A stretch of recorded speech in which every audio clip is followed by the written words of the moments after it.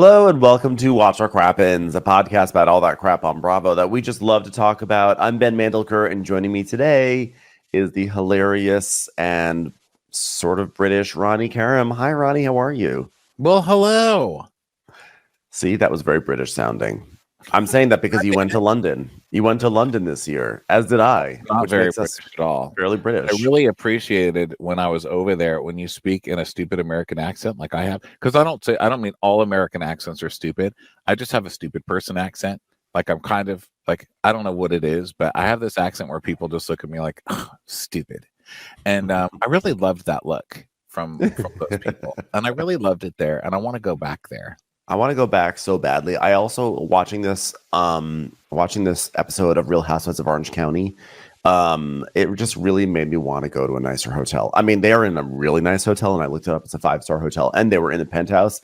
But like, I hated our hotel so much. Like, I hated it. So I just want to like go to London and have, I guess, maybe a hotel room that has like a window. That would be nice. That's my goal. Well, there you go. It's a good goal. It's achievable. Okay. And even if it wasn't, achieve the non-achievable. That's what we do here every day. Watch what happens. You can find us on video on patreon.com. Also, that's where our bonus episodes are. Right now, we're doing Below Deck Sailing as Patreon bonuses because we are full on the schedule. So go check that out. Thanks to everyone who supports us over there. Let's get in with this show, Ben. Let's get into it. Okay? Let's get into it. So it actually start with a bunch of boobs.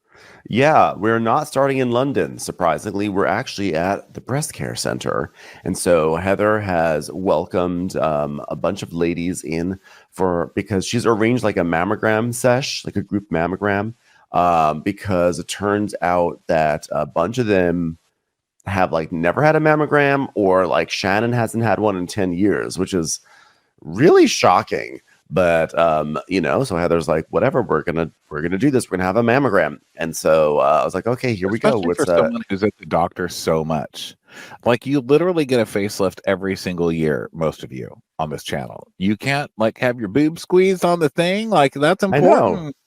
Now that said, I never go to the doctor. I hate going to the fucking doctor. I hate it. I'm supposed to go to like 3 different doctors right now. And I'm like, no, I'll just keep collecting whatever medication the general gives me, and now I'm taking all these medications. But anyway, the point is, you're going to the doctor anyway. I just wish they had a boob doctor that could also do, like I want to get my waddle fixed. If the guy told me, Ronnie, your heart could explode any second, and I was like, but will they fix my waddle? I would go to the cardiologist. Yeah. Give me an eye lift while I'm getting whatever fucking heart shit you need me to do. But I'm not going to do that because healthcare in this country has made it prohibitive. So instead, that's the thing. You pay that much for something, I'm going to die without a waddle. You know what I mean? I'll have a heart attack. You got to appeal to people's vanities. That's what you got to appeal to people's vanities. That's the thing. Like it was hilarious to me. Like at the height of like lockdown or COVID or whatever, like all this, like I don't know about that vaccine. Should I get the vaccine? I don't know. But then once monkeypox came around, it was like, oh, you might have shit on your face. Everyone's like, sign me up. It's like I don't want to be ugly. All COVID needed to do, like all they did, like listen, people are like, oh my god, COVID would like the vaccine is a government conspiracy. If it was a government conspiracy, I guarantee you they would have added something to COVID that would give you a rash on your face, or like would make you have a permanent like bags under your eyes, and everyone would rush to get that vaccine. All you got to do to get people to treat their bodies better is just mix in some vanity treatments and it'll work. So yeah, I'm totally for that. Like you can't get your Botox until you get a mammogram. Like you have to go through the mammogram to get your Botox. Yeah, exactly. Thank you. Solving problems one at a time. Yeah, that's all it is. I told you guys we tackled the big issues here. Yeah, but yeah, I would be totally healthy if I got something done every time I went in there. Like take my tits up and do my heart. I'm in. So Heather comes in and she's like, "Hello, gals. That's what we call nurses now, right?" Hello, doctor servants. How are you doing today? And they're like, oh god, it's Heather Dubrow again. Hello, I am married to a doctor, so I have some awareness in the medical field. So they are all gathering mammograms. Although I would appreciate it when Emily is here if you could call them mommygrams, just so she can start crying again. Also, do you have any size 12 gowns? Could you just write the size 12 on a gown when you give it to Emily? Somewhere Alexis is sobbing that she was not invited to the mammogram event. She's like, I'm the one who literally my name has jugs in it. Like that's my nickname when you're not even inviting me to the mammogram event. This is I'm out. I'm out. out. I'm ill of this. And then Heather goes, and also my friends are coming. Is the doctor available? What are you there for a fucking pizza party? Yes, the doctor's available. Came to see the fucking doctor for a doctor's appointment, Heather. Okay, stop the improv. Get Heather a script. I don't want to adjudicate this much longer. So people are arriving. Heather's had some family members who have had breast cancer this year, so this is top of mind for her. And people are showing up. And while they're sort of sitting in this like waiting area, Gina is asking Shannon if she ever sent that text to Alexis saying that she can't come to the trip. And she's like, I certainly did. And Jen's like, oh, yes. Thank you so much for sending that. We were actually with her when she received the text. Actually, we said, hey, go upstairs and look. I think there's a text for you. It's going to be a really nice text. Just kidding. And then she came downstairs and kicked us both out. Yeah. Gina's like, did she write you back? She goes, last night she did. And here is the response. Hello, Shannon Bedore. Since you're hosting this amazing trip to Europe with our friends, surely you can scrounge up the funds to pay my future husband his $75,000 that you borrowed and owe him. Safe travels, heart hands emoji. I don't think Shannon had an issue with finding the $75,000. I think her issue was on principle, she didn't want to pay it, and she has kids she has to support, and she would rather put that money towards the kids than paying back John Jansen. But even beyond all of that, even if she did say she would pay it back. She offered to pay him the full amount back if he signed a mutual disparagement. And that too. And he would not do it. So these people saying you don't have the money, she offered you the money and you wouldn't take it, so you could still have a job slandering her on TV, you stupid hooker face. Okay? Yeah. So that's on you. Mm-hmm. Yep. So Shannon's like, well, I get it. Alexis is mad that she's not going, but really? Can you pay my future husband in month 4? Okay. So Jen's like, oh my God, I really thought she was coming, Shannon. She's like, oh, that would be #delusional. That would be #delusional of her to think she's coming. But you know what? I don't need to flower things because trust me, I'm not eating breading anymore. There shall be no battering except for my emotions. So she's like, when a girl is calling me a liar to my face and going, I got receipts, and getting in the middle of a lawsuit that I had with a person I was, by the way, stop the 3.5 fucking years. I was with them for over 4.5 years of my life. Yeah. And she's like yelling. She's like starting to lose her mind. And Heather's like, shh, we're at a hospital. We're at a hospital. You start ramping her up. I mean, Shannon, it's like every episode she has 3 of these, where she's just like, well, let me tell you something very calmly because I have been in therapy and totally understand. If that stupid whore wants to come with me just about someone I've been with for 4 years. Not in a hospital. People are reading. So then Dr. Lopez comes in and is like, hi, everyone. So I hear you're here for screenings and mammograms. And Jen's like, yes, by the way, I have a question. I have a lump in my left breast. Everyone's like, what? It was like, Jen, how do you not say this? How do you not mention this until now? Like, there's like, it's on the books. We are going to get a group of mammograms. Why are we? She's like, doesn't bring it up until this moment. I mean, it's scary. And then, but it's just it's so Jen to be like, oh yeah, by the way, I do have a lump on my breast. And I was like, Jen, why don't you tell us these things? Yeah, I'm from the Jen school. I think a lot of people are just to avoid the school of avoidance, like, it can't get me if I don't know about it. Yeah, well, it works out. I win. So then she's like, I ignored this lump because I just, I really want to be sensitive to what other things are going through. I've been really upset from getting evicted, and I don't want to evict a lump. It's just that, is that bad karma? Is that bad karma? I wouldn't do that to it. Sometimes I just say, thank you, lump. Thank you. I just feel like I have enabled this lump for so long, and I've just, I just feel like it's been 17 years, and now I don't know, like, is it too late for me to lay down the law? I feel like this lump just really would resent me, and I just want to have a good relationship with this lump until it goes off to college. So basically, she's like, I've got too much, and I don't want to have to sit my kids down and deliver more bad news. Which, I mean, logically, it's like, well, the news would be way worse if you didn't get it taken care of and it's something bad. Your kids would have way worse news, obviously. But, logics don't necessarily come in when there's fear in play with stuff like that. So, by the way, shocking that Bravo did not turn this into a multi-episode arc of like, I've got a lump. I think there's a lump. I'm scared there's a lump. What do I do? Conversations with Ryan, conversations with the girls. Line, yeah, it's a famous Bravo almost cancer. I mean, Kyle Richards, like, she I feel like we've seen her get at least one mammogram, if not multiples, and she's like crying and sobbing, and it's a whole thing, and she's scared, which, by the way, I don't take any of that away from her, because I think it is a very scary and confronting thing. But it's like, especially when it's on camera. Yeah. And, her mom died of cancer. So I get all that. But like, she definitely, like, it's like a thing for Kyle. And Jen's just like, oh, by the way, I have an actual lump. And it's like, just drops it right in there. Yeah, what are you going to do? And they're like, oh my God, what are you doing? But it turns out a lot of them don't really get that taken care of much. Gina doesn't. I've never had a colonoscopy. I keep getting it, but then they're like, you can't eat a day before. And I'm like, no. Oh, it's more than that. Yeah. Yeah. I'm like, no, I'm not doing that. It's a finger. Yeah, but Ronnie, that's fine and everything. But I just feel like I need to groom. I need to look cute down there. I need to like do so many things. I can't just go in, just flop down. It's a whole thing. I will tell you. Let me tell you something. I've had a colonoscopy and I've had a mammogram, believe it or not. So I've had the full range of these things. That's your thing. That's getting tested. I love getting tested and prodded. You love the medical community. Like, how can I support you guys? Is there anything on my list? You're like one of those people who goes to get your car done and you're like, are you sure that I just need the oil change? There's nothing else? You guys need to do something to the radiator. I might fix it. The rest of us are trying to mention it all. Like, don't you have anything else to add on here?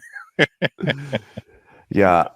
No, I do love, I mean, the colonoscopy was honestly, like, the colonoscopy itself was very easy as it was promised.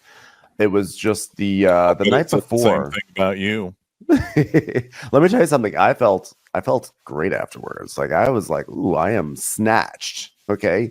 I have purged everything from my system over the past 24 hours. It's been a wild ride. Yeah. That night before the colonoscopy is wild. Oh, yeah. You cannot emphasize how wild it is.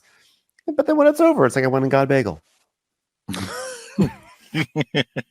Like, congratulations, bagel. I was like, and I was like, oh, I tricked myself into thinking I have abs. I'm like, yeah, look, I have abs now.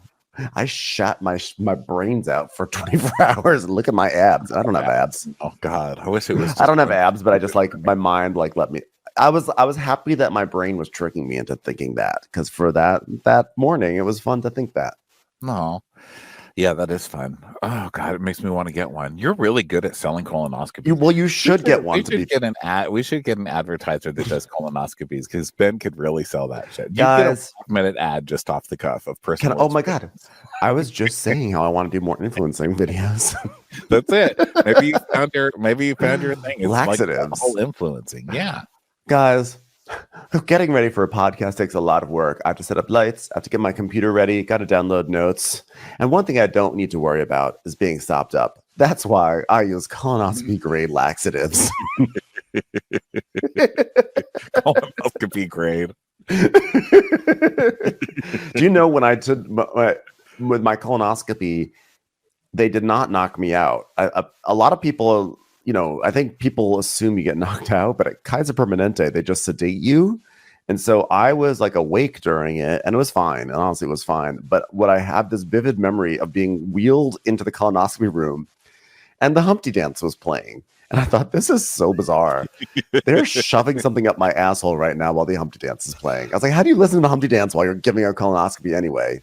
And they were sort of singing along. They're like, Humpty Dance is your chest. I was like, excuse me, be more serious. You're looking at my asshole. Well, it wasn't. At least it wasn't. I like big butts. Could have been worse. I cannot lie. So Gina goes in first, and the nurse is like, okay, I'm going to need you to remove your sleeves. Also, your other sleeve. Also, just, what, your entire outfit. Could we get your hair done while you're here? Because, God, you really need some help. they're like, we've been experimenting with this idea of giving mammograms before vanity procedures, so we thought we'd try that out with you.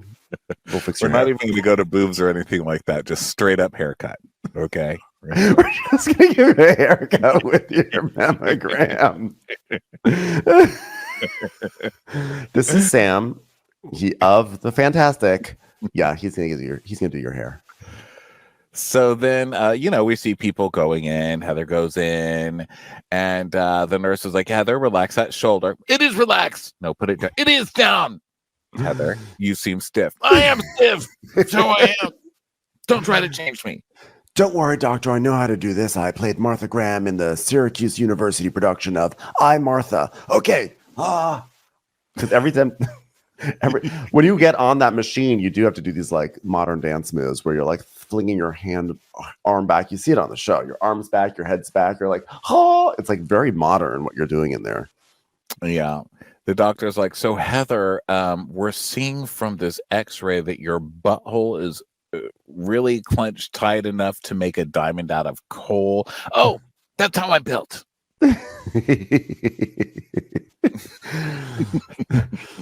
So that's a very strong mammogram, by the way. Heather, we're gonna have to get you into surgery. Oh my God, is something wrong? There seems to be a stick lodged up your ass. No, it's supposed to be there. I've worked a long time for that stick. So they do all these tests and everything, and it's by and large positive news. Like Jen, it turns out it's just tissue from her breast implants, and so she feels good about that. So her storyline has started and over within 30 seconds, and everyone's fine. There's some dense breasts. Some people have dense breasts and everything, but Heather's is more troubling because her breasts are dense, and there was breast cancer in her family. So her probability based on age and all the family factors, etc., and genetic. I mean, who knows? Ashkenazi Jews also have a higher risk of this stuff of breast cancer. So she is at like 39%. So it's like very rattling news for her to hear.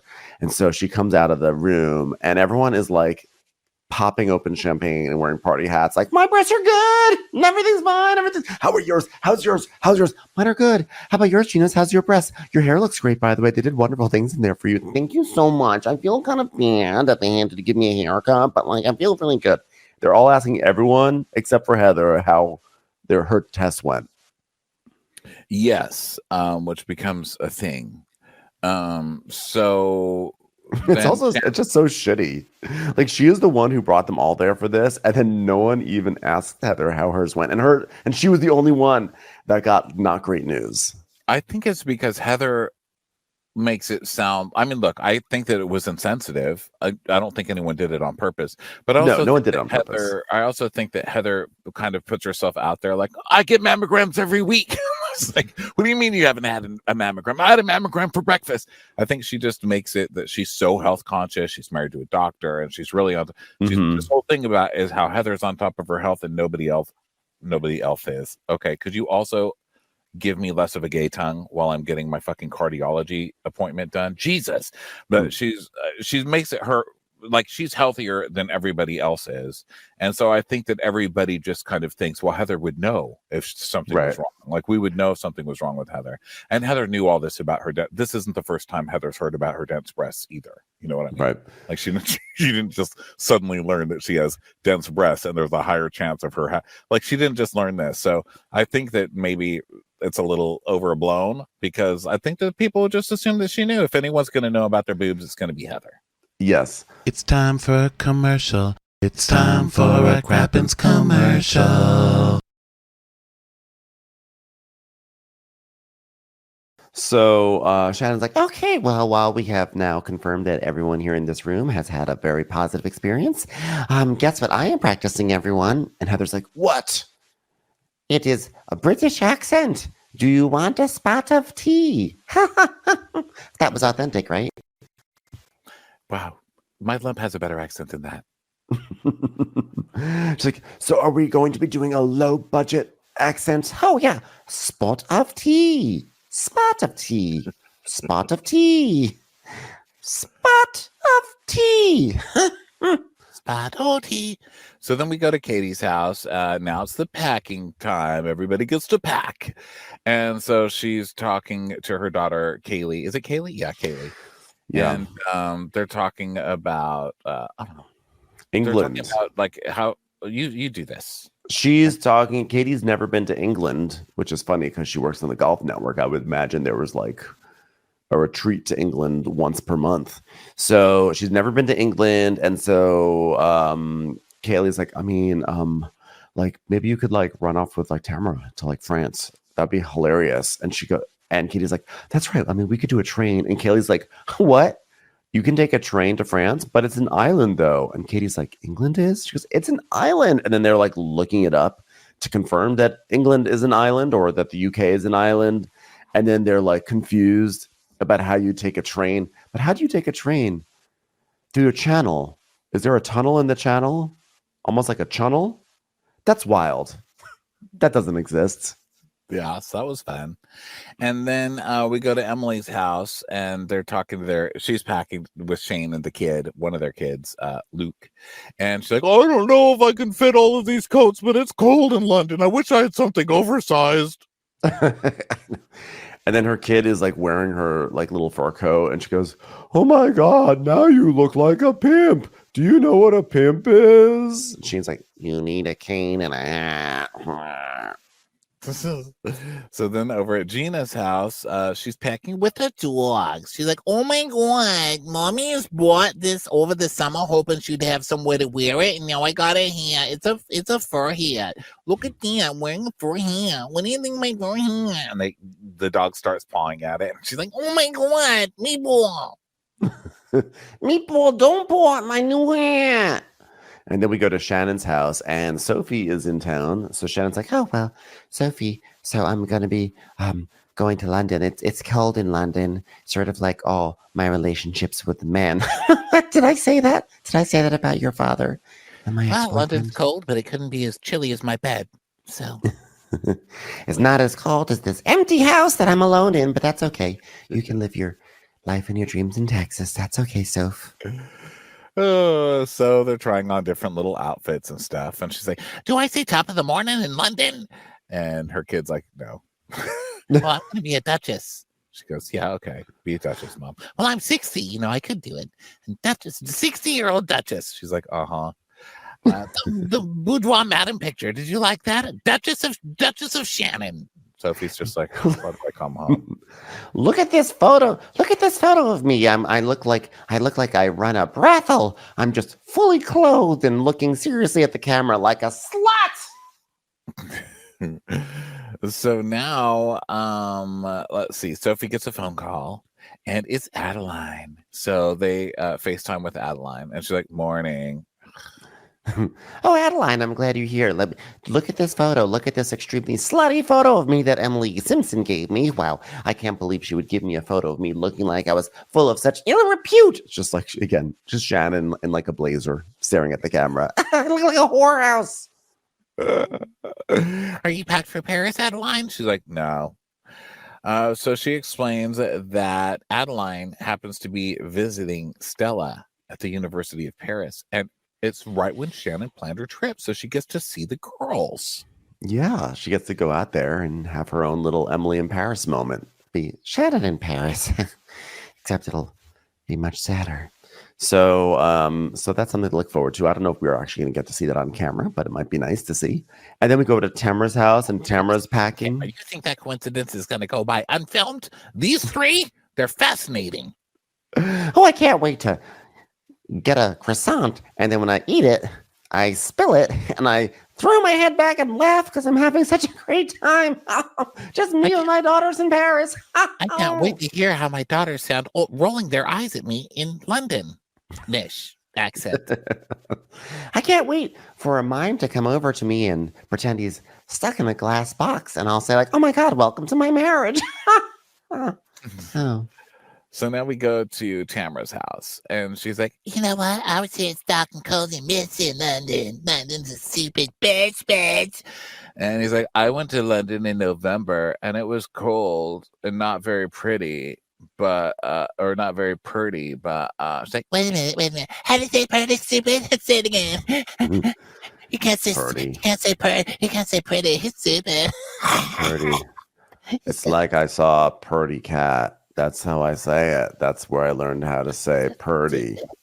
So dumb. Hey, let me tell you about the tea party. So, you know, I was just Jen and Katie at the tea party at first, and I told Jen, hey, you know, I just want to apologize about the other night. This isn't the place to talk about it, but Eddie got real mean to me. He got real mad at me. So I'm sorry for about 5 minutes before I try to ruin your life again tomorrow. I'm sorry. I can say pretty. Even she could say pretty, stupid. And then we go over to Jen, and she's FaceTiming Ryan, and he's like, so how are you feeling about this whole Tamara thing? Just because last time you saw her, she was her juvenile drunk self. And we see flashback. Tamara like, you're a bitch. So Jen's like, well, you know, is she first choice for me to go to London with? No. Am I happy I'm going to London with her? Kind of, yeah. Do I hope I get to room with her? Yeah. Do I admit that she's very toxic? Yeah. Am I okay with that? Yeah. I have low self-esteem. He's like, well, here's what's going to happen. You're going to get an apology, and then you're going to blow it off, and she's going to do the exact same thing. I mean, look, God forbid standing up for Tamara at all. You're correct that is true about Tamara. But you want to talk about patterns? What have you done? Did you get a normal job? What's your job now? How about a normal jacket? Why don't we just start there? Yeah. Before we start talking about bad patterns on other people, let's look at our own bad patterns on our clothes. Let's look at the paint splatter on our jean jackets. You're a walking Gadzooks store, you 40-year-old fuck. Change. Yeah. So we go back to Tamara, and she's like, I understand that she's sticking up for her man bitch, but her little bitch, I'm gonna call him a little bitch, but whatever, I'll deal with her when I have to. I love that they keep calling Ryan a little bitch, but like honestly, the one who's been acting like a little bitch has been Eddie this entire time. I'm sorry.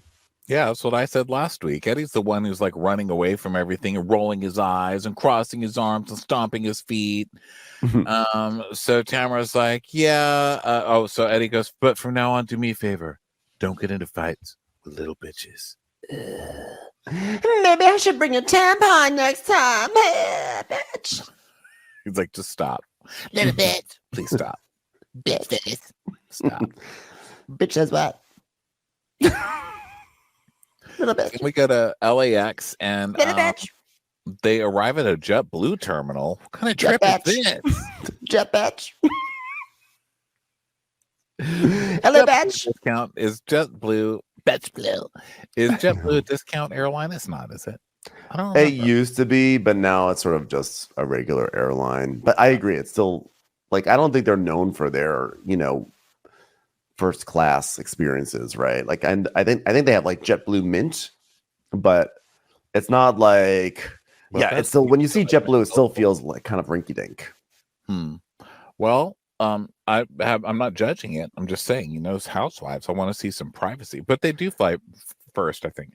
Okay. Well, the thing is with JetBlue is that like when JetBlue came along, it was cheaper. It had like a casual vibe. The flight attendants wore like blue polos, and there were TVs in the seats, and you could watch TV, and it was like groundbreaking. Yeah, that was like the new thing. It was like so cool. And then everyone started doing TVs in the seats, but now they've all stopped doing it because those seats with the TVs apparently are extraordinarily expensive. And at this point, so many people have iPads and stuff that they've stripped away all the TVs, and you just watch on your iPad now. So now I don't really know what the differentiator is for JetBlue. I don't know what makes JetBlue special anymore because they raised their prices, that's for sure. And now they dress formally. So they're just a fucking airline. Jesus. Should I buy a burrito or an air flight or an airfare to London? The economy's fucked. Okay, so then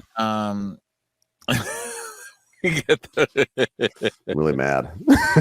I'm really mad now. That's how I feel sometimes. Like I was gonna go to Burger King today, and I was like, no, I'm not even gonna go there. I can go get fine dining for that. I mean, 10 years ago, but still, I got can some get in my time. This is the sound, everyone, of McDonald's coffee. Okay, so they're at the airport. They're greeting each other, and Heather's like, "Early bird gets the worm," but apparently the early bird gets Katie. Because it's just Katie and Heather alone at the airport. I have to say, like, Heather's sort of like endless interview disses of Katie are really good. Like she like is I feel like this is her, like, she finally found her lane, which is just ragging on Katie in her interviews. But that doesn't even make sense. They say the early bird gets the worm, but apparently the early bird gets Katie. Meaning that she's worm-esque. She's worm adjacent. Yeah. Or Even though, by the way, I would never think of her as worm adjacent. I like Katie, but I just think that Heather is doing some really good, like, anti-Katie material in her interviews, even if I don't always agree with it. So then Katie's trying to make small talk and Heather just will not do it. It's hilarious. How was your weekend? Oh, it was good. I'm sorry, I can't hear you. Between the gates, there are no gates here. There are figurative gates. I'm sorry, Katie, I can't hear you over the crates of chickens that are being pushed through this JetBlue terminal. Do they have champagne here? Probably not. So Heather is so uncomfortable. And finally Shannon arrives and Heather starts yelling, "It's Shannon B. Doerr's birthday, everybody."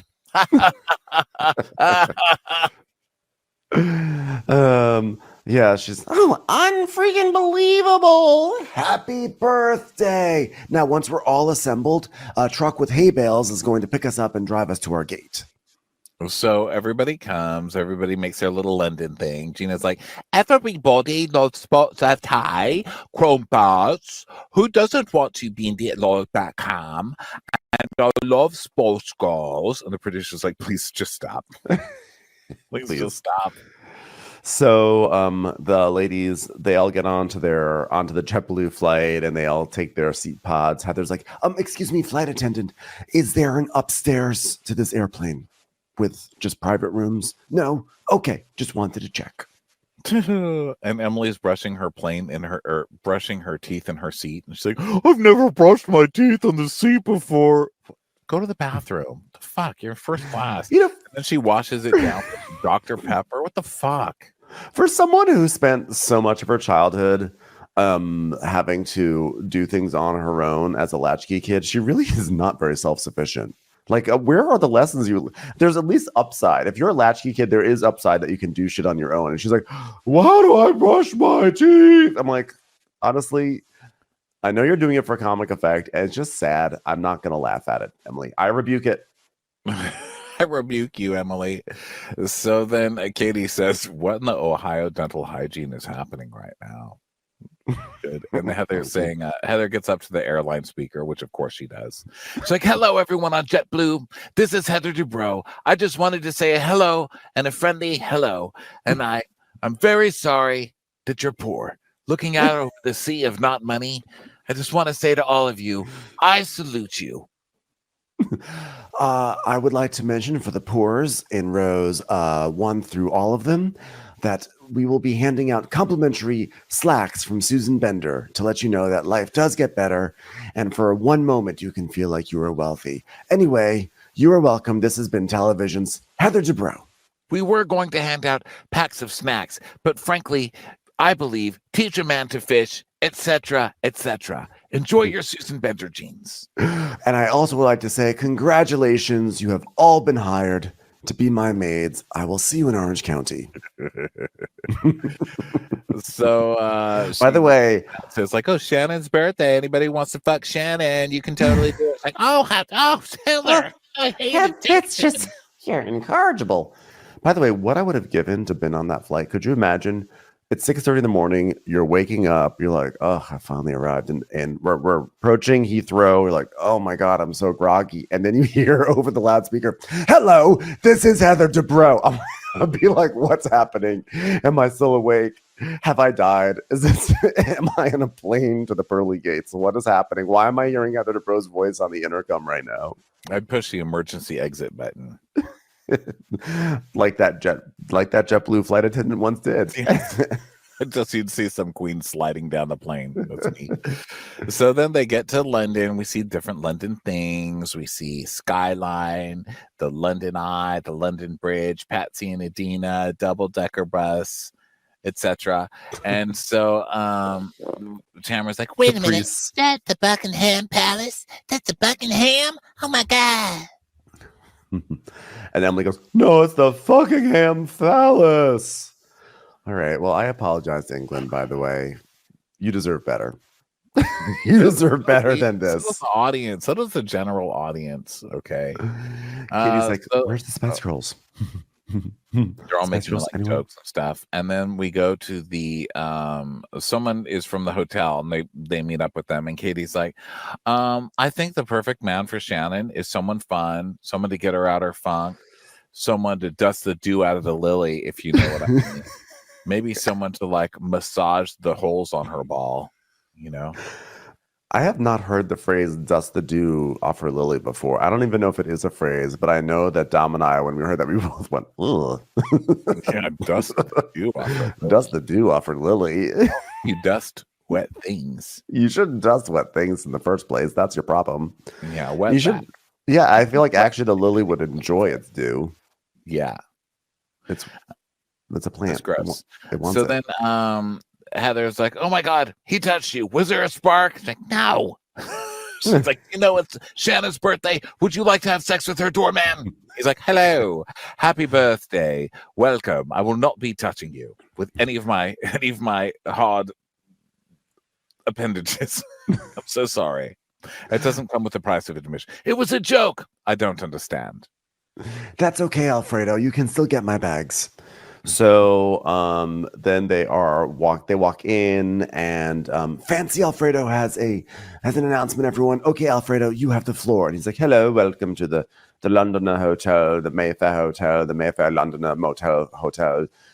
Her Majesty is His Majesty's most British hotel of all time. Thank you so much. So they go up to Our the elevator is crumpets floating up my key. And Shannon's like, Well, hello, I'm Shannon Storms Bedore, the Duchess of Corona Del Mar, and these are my ladies in waiting. he's like, please do me a favor, die.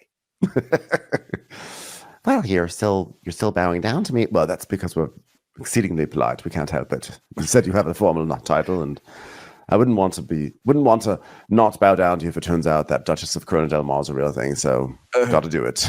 I'm only bowing down to you so you can see my bald spot and hopefully be shallow enough to walk away. Ooh, I love it when the servants bow down. It's like you can put your keys on their head. So they've got afternoon tea set up, and so everybody gathers around to have some tea. And Shannon is in charge of distributing the hotel key cards. Dun dun dun. So she puts them all in a bowl. This is a terrifying key party. This group. Yeah. Well, A also walk home, you know? And also, by the way, that all the keys are in this bowl, and because they're having their high tea, and then Emily puts her hand in there and starts sloshing around and knocks a key right on, or several keys onto the finger sandwiches. It's like, Emily, And you're a monster. Don't knock the keys into the finger sandwiches. yeah, graceless. So then She is graceless. She really is. graceless under fire. Yeah.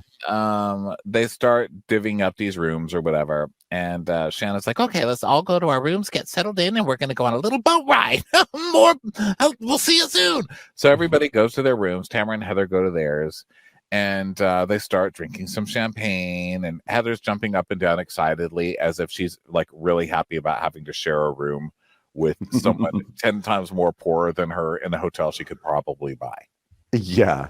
Heather's like, oh my God, this penthouse. Look at it. Now I finally see what it looks like for one of my maids to walk into my bedroom. This is exciting. I love seeing how the other half watches things. Ew, gross. I don't like it anymore. I don't like it. Oh God. I'm so honored to be staying in the poorhouse. The penthouse. Like I said. So Already said that. So this reminds me of the attic in the sorority house at Syracuse University. then we go to Emily and Katie because they're all in kind of random pairings for this one. So we go see Emily and Katie getting together, and then Shannon comes in and she's got a gift for everybody. And she's like, well, it means so much that this group of women have agreed to spend a birthday celebration with me because I've never really had that. So I thought it would really be fun to give everyone $75,000 each. Yeah. I have gotten you all $75,000 worth of Burberry scarves and one tchotchke hat. Here you go. And so she's giving these all out. And everyone is like, but like, shouldn't you not be, you're saying that you don't have enough money to pay back John Jansen and you're giving us these expensive scarves. I'm like, I don't think it was about the amount of money. I think it was the principle, guys. And also stop being such assholes. You still took the scarves. Like, yeah, what are you being judgy about? Get the fuck out of here. Jen is like, this is a really nice gift, but she probably could have given me a knockoff and I never would have known. And then they sew her own knockoff. In like a shirt that says like Blalanciaga. Today, a lady at the Home Depot who was checking me out had a Gucci hat. I was like, really? But it said Gucci. It was like the fireworks people. It's like a little Gucci baseball cap. Commercials. Here comes one right now. So Heather dishing out scarves like they're candy when she's in $75,000 lawsuits and says she doesn't have the money to pay for it. She never said she didn't have the money to pay for it. You're such a liar. Why do you keep lying every 2 seconds you open your mouth? She never said that she doesn't have the money to pay it. Yeah. So Tamara's like, are we going to bring up the Jeff Lewis thing? I'm like, oh my God, another Jeff Lewis thing. I cannot believe the number of shows on Bravo right now that are being impacted by the Jeff Lewis show. That's 2 storylines in 1 week. I mean, wasn't there a third one also? New York is in a fight with Jeff because of the Bryn thing. And now this show with the Shannon thing. Is there another one? I don't know. Those are the only ones. Maybe not right now. Maybe not. So then we see this clip, and Jeff's like, in the press, it's saying that you borrowed $75,000 to get a facelift. So that's not what happened. She's like, no, he gave you money unsolicited. He offered it to you. She's like, no, I didn't. I did need money at the time, and he said, I wish you could get a low interest loan. And I said, well, you have money. Shannon, hello. Say in the middle of a lawsuit. What did you drink for breakfast? Why would you say that on a show? I mean, she said, I wish I could get a low interest loan. And then she said, well, you have money. And then he said, okay. And Tamara's like, so he loaned her. It's a loan. And so they're both like, what the hell? I thought this was a gift. You made it sound like it was a gift. And now you actually went on Jeff Lewis and said it was a loan. So Heather's like, I am very sympathetic towards everything that's going on with her. Being very poor. Just that, really. But when I hear on... I mean, really, it's just all terrible. How she can't do a British accent because she didn't go through formal training as an actress. I feel bad for her. But, when I hear that on Jeff Lewis, it makes me feel a little bit differently. It makes me feel different. Oh, gee, what a shock. Heather's going to go anti-Shannon and lick the butthole of Tamara Judge to keep Tamara being evil to Shannon and not to Heather. Because we all saw how Tamara was treating Heather last year. And Heather does not need that again. So she's going to do whatever she can to keep Tamara mad and mean to Shannon. And plus, it's a plus for her because she hates Shannon anyway. It's just so tiring. It's just so tiring. Can you please be on the right side for once? Well, this is what I found upsetting. There are poor people in this hotel. It's disgusting. But other than that, when we were in Sonoma, she came to my room crying and she showed me a picture of her face all bloody after the accident. She was hysterical. And, she tells me this whole story and yada, yada, yada. And then she tells us about how, John had heard the accident and then he didn't come by to help and she was really devastated by it, etc. She said she was like a block away. So how did he not hear the accident and why wouldn't he come help her? It was basically the crutch, right? Or the crux. Right. And so then Heather's like, well, I don't understand why she's telling me one thing and then going on Jeff Lewis and saying something different. So we cut back to the show where Jeff says, how did he not hear it? Has that ever occurred to you? And she said, well, I haven't really thought about it, Jeff. That's not a lie. That's bullshit. The thing before, okay, the loan, kind of admitting to getting a loan. Okay, you've got her on that. But this is nothing. She didn't do anything. Maybe she doesn't want to talk about her private business with Jeff Lewis first thing in the morning on his show and say, yeah, I have a picture of my bloody face. You want to see it? And he probably did hear it and ignore me. Maybe she's feeling humiliated. Maybe she doesn't want to go through the whole thing, Heather. You caught her in nothing. You caught her in nothing. The trust issues are there because which side is the truth? I want to believe her, but now I don't get it. So Tamara's like, She's lying. She knew, bitch. Don't sit on a radio show and go, oh, wow, I never thought of that. She told me. She told you that. and Heather's like, well, that's fucked up. Am I being used? And God, that's Heather. Everybody wants something from me. I'm just so used. People just want you to leave them alone. Just leave people alone. Okay. well, she's saying this just so she could get a free pair of Susan Bender slacks. It's just not right. I'm so used. So like, she's a liar. Okay, let's do this. Let's get dressed, and then we'll have an espresso martini, and then we'll ruin Shannon on her birthday dinner. Great. I love the idea. So, but before they even get to dinner, they are going to go outside and go on this like touristy boat thing. So they leave, and they're making more jokes about the concierge being single and everything. And Emily's like, knowing Shannon Medore, if she got laid in London, it would be some guy who is married, whose then wife comes after Shannon and sues her and worries about the lawyer fees later. See, I was making like an Alexis Polino joke. Anyone? Is this thing on? So Tamara's like, Hashtag made in London, Shannon, made in London, late in London. liar in London. Hey, that's a hashtag. Liar pants in London. Shannon's a liar. So they arrive, like their bus, or they get dropped off at like a bridge on the Thames, and Gina's like, this is it, it's a bridge, okay. Like, oh, I'm sorry, Gina, sorry, the view of London from inside from like the Thames is not as good as the postcard you have on the wall of your shoebox. I love that you're so mad for the Thames. Well, no, I'm mad that Gina's being like, oh, okay, it's a bridge. It's like, that's what is this not good enough? I'm sorry, it's not the fashion square at Newport Beach. Yeah, sorry, it's not Fuddruckers down in Laguna. Just a bridge, Ross. At this point, I know. Sorry, it's just a bridge over the River Thames. Sorry, it's not good enough for you, Gina. It was just so Gina to be like, oh, okay, it's a bridge. Yeah, so now they have to wear like cute little hats, and Tamara's like, Ew, first of all, bucket hats are not cute, period. I don't care if they say proud on them. They're not cute. I'm not wearing it. but they do, and they have little flags on them and stuff. And Katie's like, this is like a neon sign flashing that we're tourists. Oh, it's already been flashing. Yeah, don't worry. Don't worry. It was flashing in LAX. It was really weird. So then there's more of like Emily being like, go have a spot of Cheerio, and they take a photo together on the bridge in their hats and everything, and they're like playing around. There's like cotton candy. Gina gets cotton candy, and then there's a guy playing guitar, and then they are assembling to go get on this boat. Yes.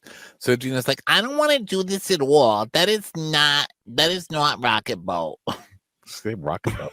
And then the tour guide's like, the tour guide welcomes them, and they need life jackets and stuff. And Tamara, by the way, is like, we're going on a boat ride on the famous themes. Isn't it funny? I don't know one of the most famous rivers in the world. I can't stand things. This is funny, bitch. This is so funny, bitch. So then they're getting a tour of everything, and then he goes, this is probably one of the most famous bridges, the London Bridge is. That's right. The old London Bridge is actually in America now.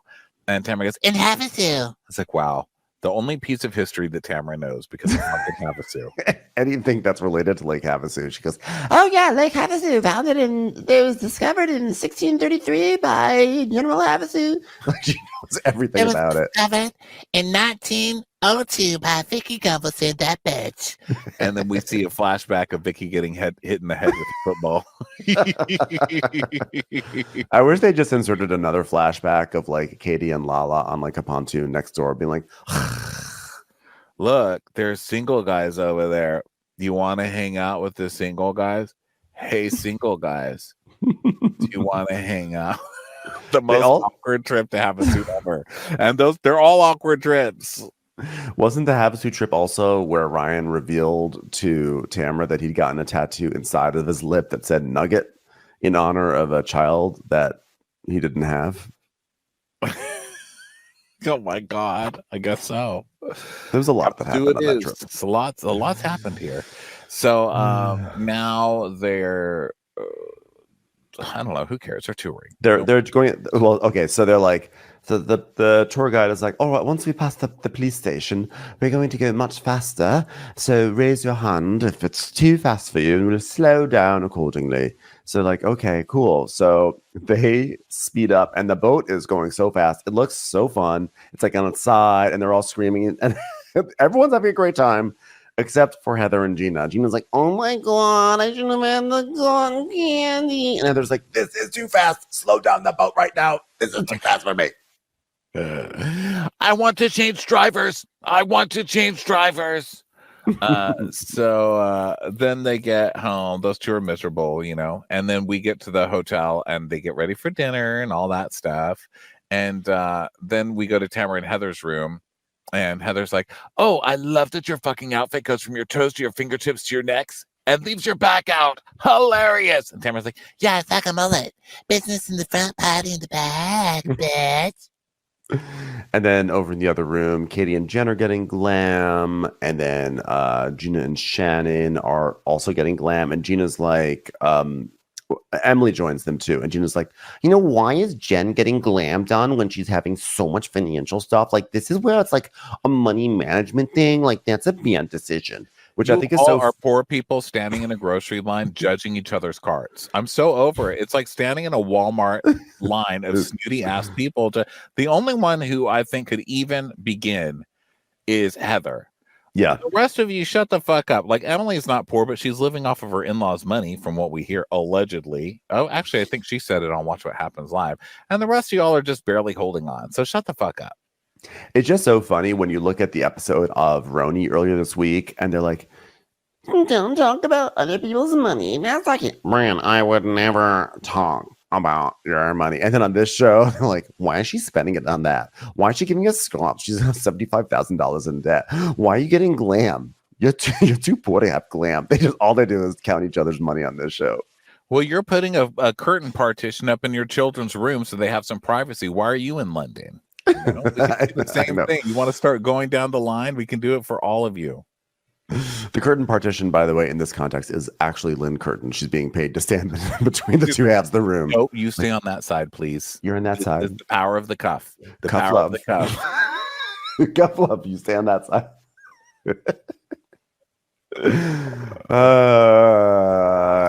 Dinner gossiping, and Katie's like, well, how are you feeling about dinner with Tamara tonight, Jen? And she's like, you know, I think it's just going to be so weird. I mean, I don't want to go backwards. You know, when she ran out storming about whatever she told you, asking me about the FBI, I mean, how am I not going to, how does she want to go forwards from that? That's crazy. And then we see a clip of that all happening. And she's like, yeah, you know, people just she likes to blur people in Ryan's life who might be going through something with Ryan, because then it might make him seem even shadier than she wants to make him seem. No, he seems pretty shady, Jen. I'm about to say, you know who else makes Ryan seem shady? Ryan. Yeah, a lot of this stuff with Tamara is it's just not Tamara's place. You know what I mean? Like the stuff with Shannon, it's not like, maybe Tamara's not even wrong about it all. Maybe it was alone. Maybe it was. The point is, it's not your all's business to be fucking making somebody crying and bullying about it every day. You know? Yeah, but at the same time, I I'm like, part of me can't really complain, can't be too mad at it, because then you do see shows like Roni where it's like, guys, let's not talk about each other's money. And then you watch like a trash box like Tamra just out everything, and it's more entertaining. So Katie, I like Katie's take on this whole thing with Ryan. She goes, I know Tamra hates Ryan, and unfortunately, the FBI accusation does kind of put a weird sprinkle in my mind about him. Like, it's such an understatement. It's like, yeah, I think that whole, being in trouble with the FBI kind of makes me feel a little differently about him. Yeah. It's like, you think? So then, I don't know. I guess I'm a little bit different. I don't really look at people different if that happens. Like if they're in trouble, or if they got in trouble with the law, or I don't know, they're still my friend. Like I still think of them the same way. I'm just like, you shady fuck. Here's the thing. I don't like them anymore, You can wear a denim jacket with paint splatter. You can have an FBI accusation. You can't have both. You get one or the other. You get one or the other. If How you got many both, do you want us to take? you're guilty. Yeah. You got both, you're guilty. Okay. Just because you so wear that doesn't mean you're a criminal. And just because you have an accusation doesn't mean you're a criminal. But if you have both, you're probably a criminal. Yeah. So then we go back to Shannon and Gina's room, and Gina and Emily come back in on Shannon, who's, getting ready. So they're talking about her hair, and Gina's like, Oh my God, you gotta tease that shit. The back of your head looks like the year you're having.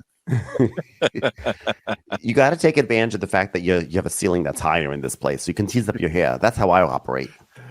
So then we go to the Londoner for dinner, and it's really pretty and stuff. Yeah, it's very pretty, dark, moody, exotic. So they sit down, and Emily pulls what I call a Ben Mandelker, which is that she sits down in her chair, she pulls up to the table, and promptly bangs her knee against whatever. Oh my God. There. Jesus. There's Tamara herself. There's Tamara's song. Sorry, Hey, I had my bitch. finger on. How unprofessional. God, It's Jesus. so unprofessional. Right when I was It's telling the so story rude. about right when I was telling a gripping story about how I banged my knee against table legs. So I wanted to hear that. Finish it. no, that's just Also, always it's my perfect. life. So Emily hurts her knee. And then I didn't know there was a chair at the end. Oh, what the hell? This So is they all- fault. so the manager comes over, hot manager, makes a little spiel, and Shannon's like, Everyone, I just want to say thank you for coming on this trip and for not being Alexis Bellino. Thank you so much. and she's like, oh, thanks. So they toast and everything. And Tamara, who clearly has had a conversation with Heather off camera, and is like, Don't worry, Heather. I'm going to fix this for you. She's like, by the way, everyone, how are your mammograms? Oh, by the way, yours is good. Yours is good. Great to hear. Hey, what about you, Heather? Has anyone asked you about your mammogram? It's so funny because the whole accusation as we get there is Heather saying, I feel so used because you just used me to bring this up on camera and get it up on camera instead of taking care of it on your own. When that's exactly what Heather's having Tamara do right now in this moment. I mean, the hypocrisy. Could you even give it an episode before you hypocrited yourself? yeah. And and so Heather's like, well, no one actually even asks me about my mammogram. And Tamara's like, I'm asking you. She goes, and Shannon's like, well, we heard you cheering and we thought you were good. We thought you either had good results or you saw a poor person fall over. well, that's fair. She goes, we were cheering for Gina. And so I was like, wait a minute, Heather, what? She goes, well, my test itself was fine, but my risk is now at 40%. And Shannon's like, Because of your age? How dare you? it's because of my family history. And she talks about her dense breast tissue and stuff like that. And Tamara's like, So you have a 40% chance of getting breast cancer? That's the same amount of chance that John has of getting Shannon to ever pay him back his money. It's not looking good for him. How do you feel about it? And so Heather is just saying that like Terry's freaked out and everything, and she's like, I don't want to belabor this whole thing, it's okay. And so she's choking up, and she's just like sad that like no one even asks her because this is her damage with the group, is that she always feels left out. That was like her whole thing last year. She's like, you two were sitting in the bed together making jokes, and I was standing over the bed in the vicinity of the jokes, but I wasn't sitting on the bed during the jokes, and I felt left out. I was around jokes, and it hurt my feelings. No one looked at me. They talk about, I don't know. I think this is reaching, personally. I don't know. I actually think this was totally valid. I personally feel like she got shitty news and no one even asked her. And I feel like it was valid. And honestly, it's not even it's okay because it didn't become a fight. Everyone immediately apologized. The host, why don't you just say, "Oh, guys, I'm so glad you guys had good results, but it didn't go as well for me." Why do you hold it and make it like, "Oh, I'm so hurt about it," as if you didn't already know all this information before? I just don't with her. I can't with her. I think she's trying to do the whole Emily made me look stupid, but she made me look insensitive and stupid. Calling her fat, which she didn't do, but you know what I mean. She made it look like I called her fat or something. And now I'm going to make it look like I have feelings and I'm going to try to cry on camera. Yeah. I think it's so transparent. I agree that Heather could have just brought it up then and there without being asked. She could just say it. But unfortunately, my toxic trait is that I too sometimes have a moment where, if I've gotten shitty news, sometimes I just want to be asked. Sometimes I just want someone to be like, Ben, are you okay? Because in that moment, you just want you want care and tenderness. You want you just gotten shitty news, and you don't want to have to be the one to be like, guess what, guys? I just got shitty news. You want someone to be like, Ben, you look like your world was rocked. Are you okay? Sometimes you just want that. And she didn't get it. And I understand why she was frustrated. Yes, probably the easier and maybe even arguably more mature thing was if she just came out and said, guys, my test did not go so well. But either way, look, everyone knew they were being shitty friends in that moment because they literally all apologized at the table, which never happens on these shows.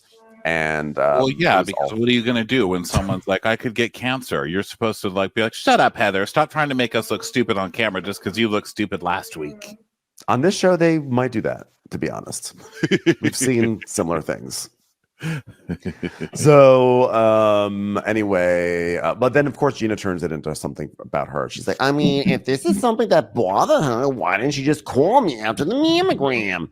And then we see a flashback of Heather saying, if something is upsetting to you, talk to me. So Gina's basically like, you should do it to me also. So then Katie chimes in. And she's like, hearing Heather and your history with breast cancer, I don't know about my history being adopted, And she talks about how she's going to be going to Korea and she's going to go meet her biological mother. And she tells the backstory about her mother basically worked in a factory till the day that she had Katie and basically would have had her in the factory and wanted to keep Katie and, kept Katie for 3 days, but realized that she just couldn't keep Katie at all. And so she had to. Yeah, because she was like a little baby, her mother. Yeah, and it was a very emotional story. And Katie's getting choked up, but she's really looking forward to meeting her and everything. And I'm sure Heather loved Katie being like, "Oh, I'm so sorry that nobody asked you. So let's talk about my thing now." There's probably the cute little trying to like you, Katie. But actually, Heather is engaging with Katie, and she's like, "Oh, well, I can't wait to hear about how this all works out." And she's asking if Katie's going to bring her something, like a gift of some sort. And Emma's like, "Oh, just a maid." Emma's like, "Look, this is the most conversation I've seen you two have. I'm encouraged to see this." And Katie's like, Heather and I are coexisting right now. We're being cordial.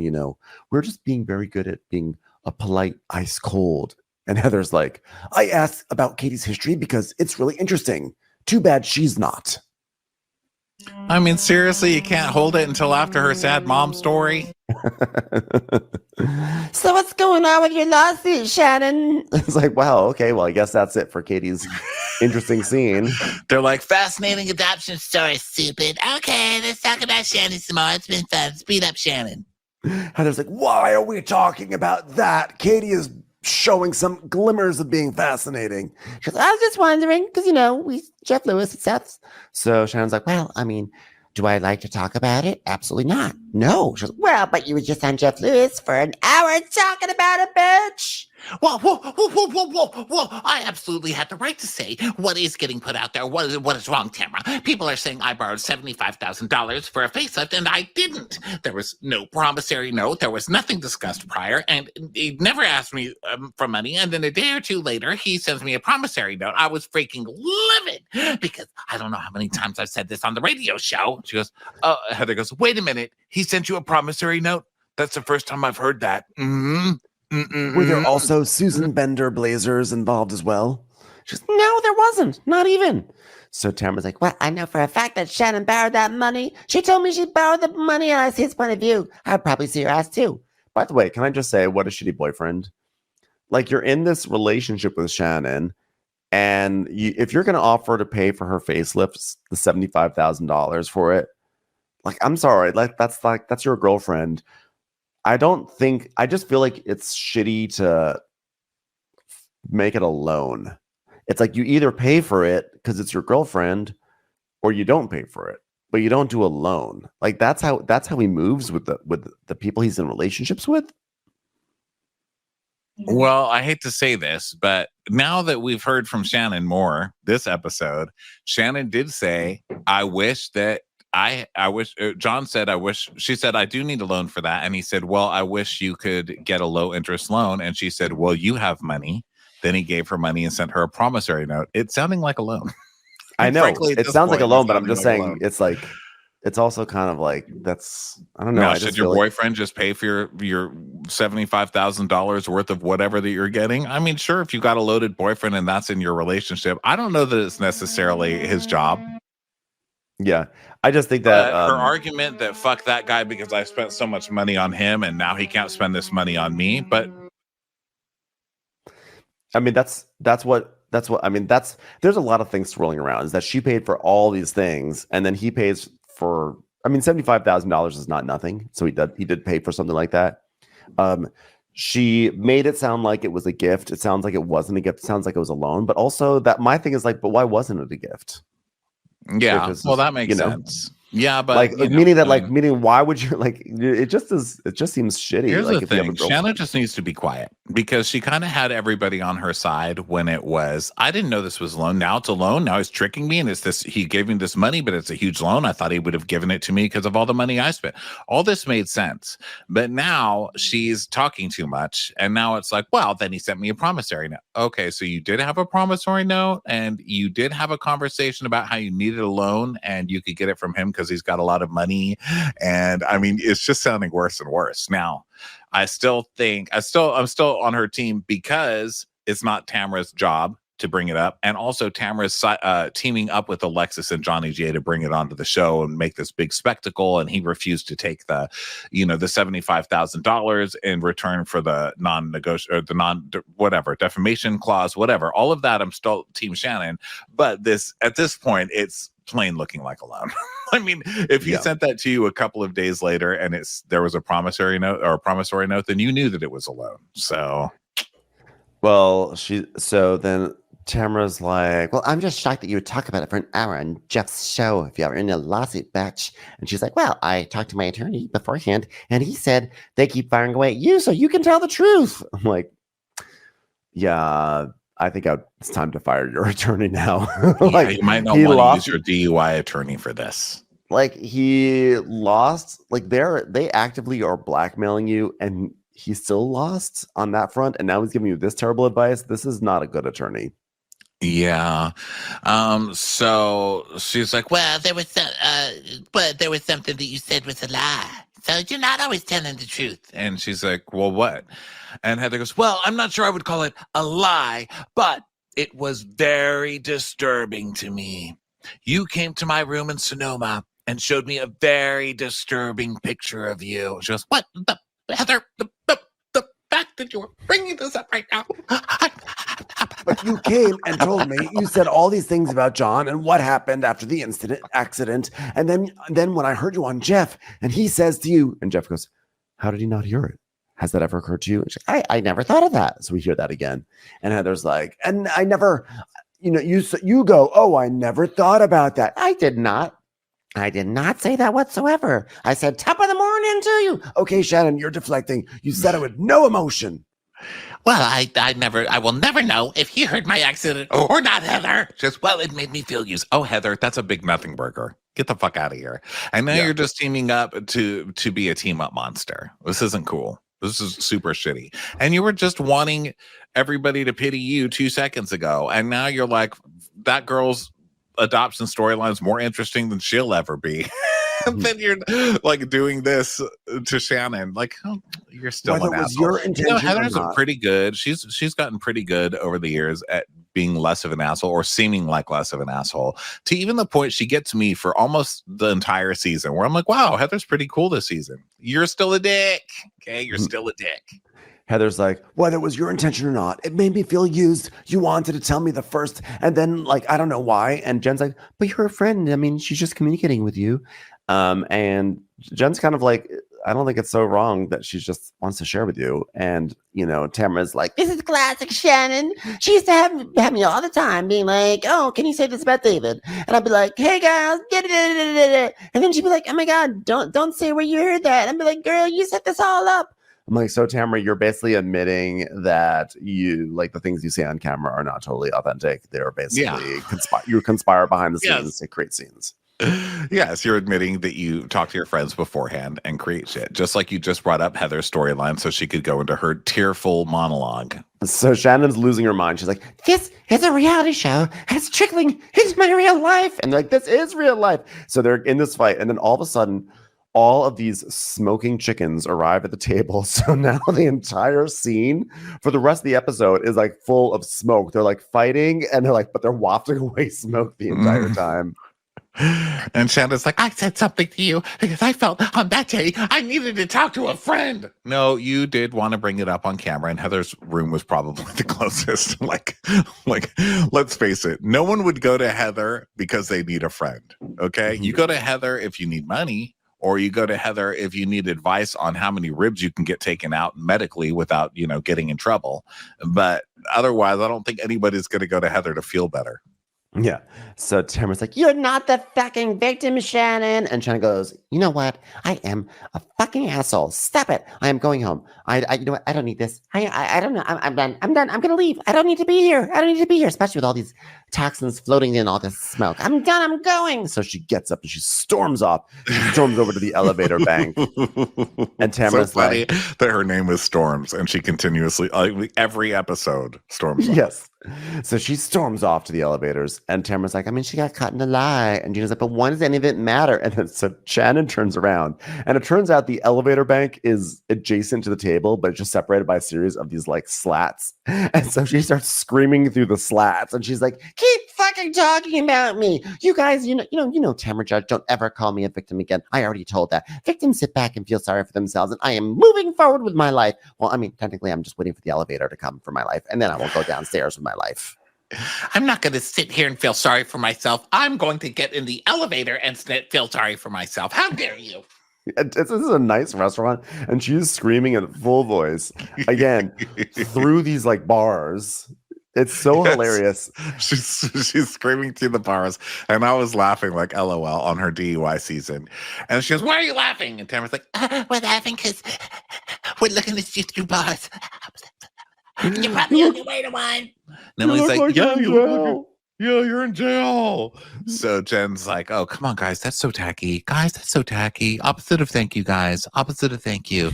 So she gets in the elevator, and Tamara's like, "Oh, she lied and she got caught, and now she can't handle it.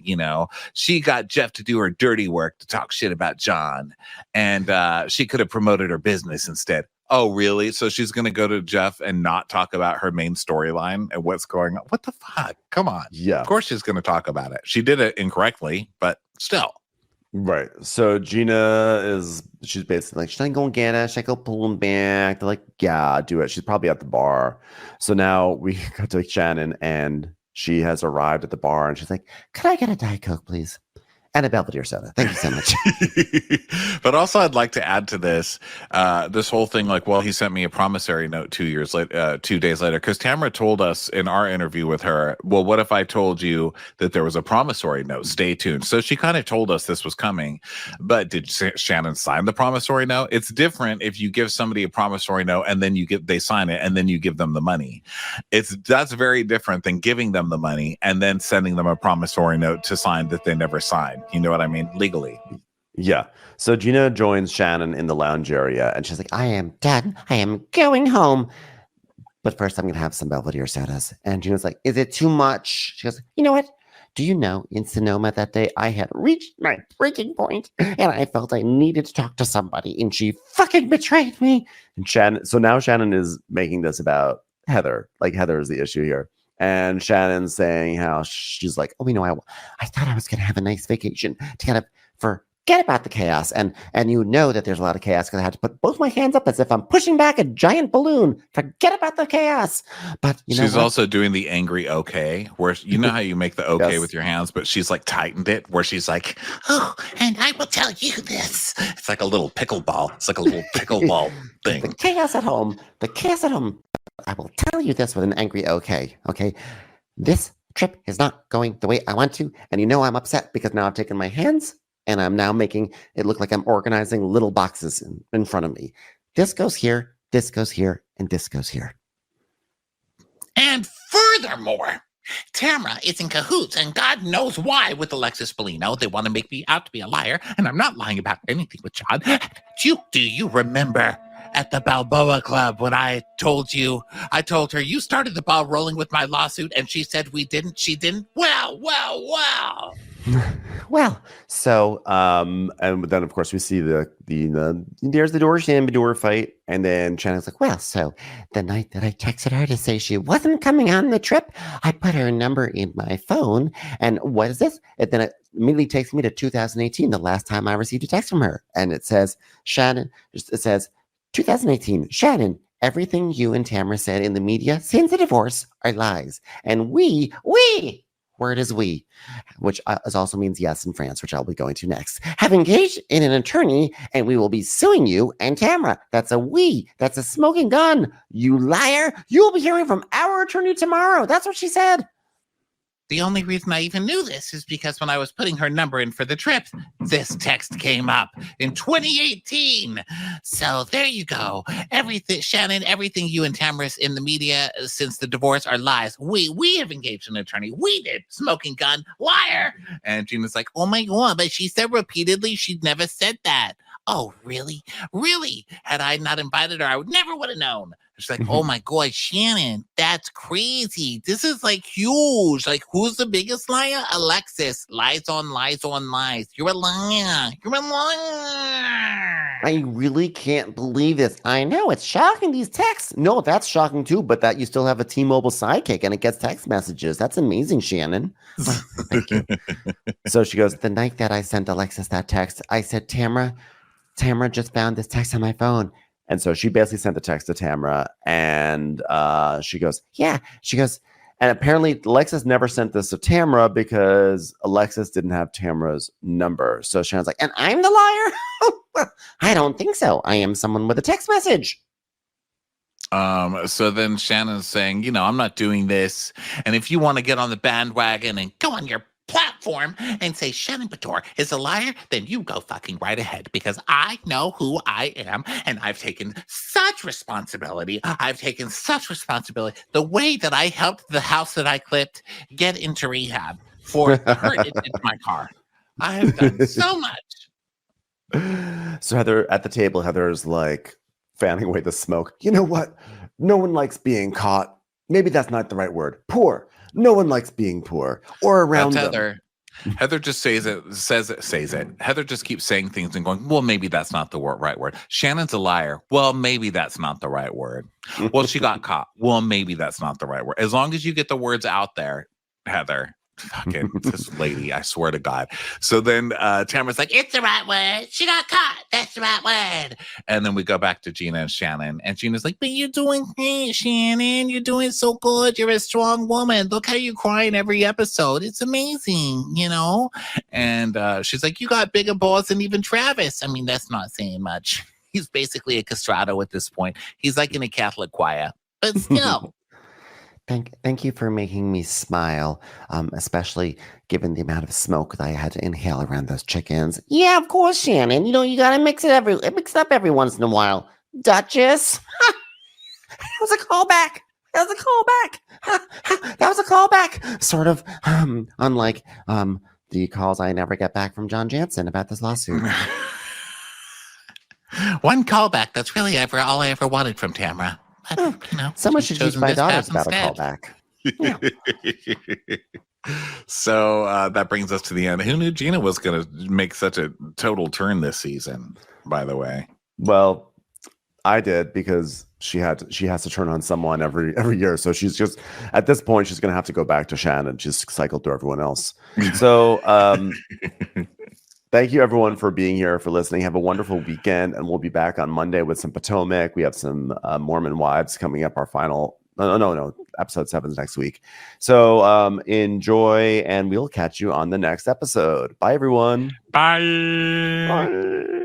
Watch What Crappens would like to thank its premium sponsors. Ain't no thing like Allison King. Ashley Savoni, she don't take no baloney. Aaron McNicholas, she don't miss no trickolas. Jamie, she has no last namey. Hava Nagila Weber. Know Your Worth with Jason Kurth. Sip some scotch with Jessica Trotch. She's our favorite streamer, Caroline Peacock. She's a total knockout. It's Katie Manock. Kristen the Piston Anderson. Let's give a kisserino to Lisa Lino. Let's get feely with Maggie Sheely. Megan Berg. You can't have a burger without the Berg. Cast a Spell with Shannon Spellman. The Bay Area Betches.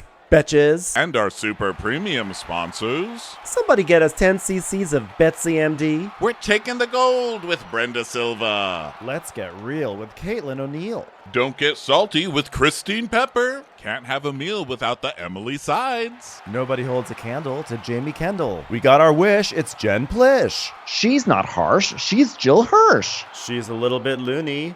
Junie. My favorite Murdo, Karen McMurdo. We love him madly, it's Kyle Pod Shadley. Let's go on a bender with Lauren Fender. The incredible edible Matthews sisters. Give him hell, Miss Noel. Ring that bell for Rachel. She's the queen bee, it's Sarah Lemke. Shannon, out of a cannon, Anthony. Let's take off with Tamla Plain. She ain't no shrinking Violet Kuchar. We love you guys.